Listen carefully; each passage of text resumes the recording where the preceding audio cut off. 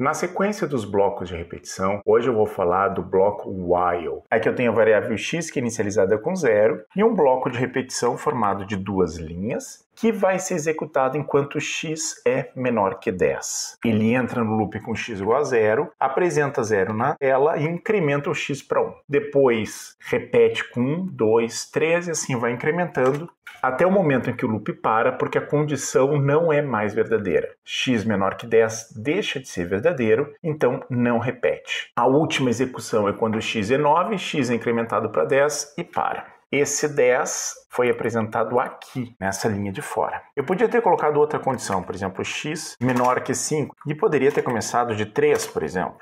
Então aqui eu posso botar condições mais complicadas, por exemplo, x ao quadrado menor do que 20. Com isso, construir condições que normalmente não seriam fáceis de fazer usando os loops do tipo for. Vamos para o nosso exemplo 2. Eu inicializo x com 2 e soma com 0. Enquanto x é menor que 100, soma recebe soma mais x. E x é elevado ao quadrado. Então o que acontece é que x começa com 2, depois passa a ser 4, depois 4 ao quadrado 16 e assim por diante. Deixa eu botar na tela os passos intermediários de x. X começa com 2, elevado ao quadrado vira 4, 16, 256 e para, porque 256 não é menor que 100, mas se eu tivesse posto outra condição aqui, daí eu teria mais passos. Então veja que o loop while nos dá uma certa flexibilidade na definição do ponto de parada. Vamos para o nosso terceiro exemplo. Nesse terceiro exemplo entra um padrão de programação que às vezes é um pouco controverso, que consiste em fazer um loop sem fim. True é sempre uma condição verdadeira, então esse loop vai se repetir infinitas vezes, exceto se a gente quebrar o loop no meio. Então aqui eu tenho um ponto em que aparece se soma maior que 100, break.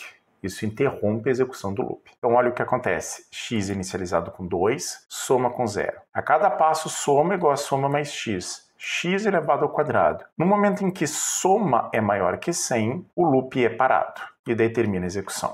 Esse padrão é um pouco mais perigoso porque eu posso criar um loop sem fim. Vamos para a próxima página. Agora um exemplo numérico. Defina a função h de n, que é o somatório do inverso dos inteiros até um certo n. Então, 1 mais 1 sobre 2, mais 1 sobre 3, mais 1 sobre 4, mais 1 sobre 5, até 1 sobre n. Isso pode ser feito de várias formas, inclusive usando o while, mas em especial usando os loops que a gente já viu. Aqui eu simplesmente botei a expressão funcional, define h de n como a soma de 1 sobre i para i na faixa de 1 até n mais 1. O mais 1 é porque o intervalo é aberto à direita, h de 2 é 1,5, porque é 1 mais 1 meio, h de 3, 1 mais 1 meio mais 1 terço, que é 1,83, e assim por diante, posso botar valores grandes. Eu poderia ter feito esse loop usando um for da seguinte forma.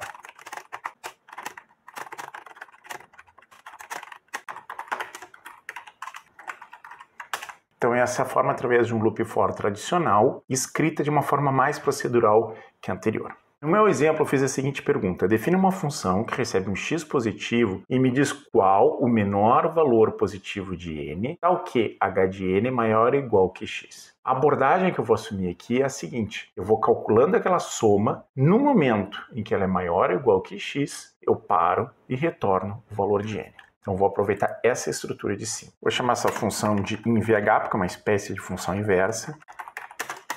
Ele vai seguir somando enquanto uma certa condição é válida. Qual a condição?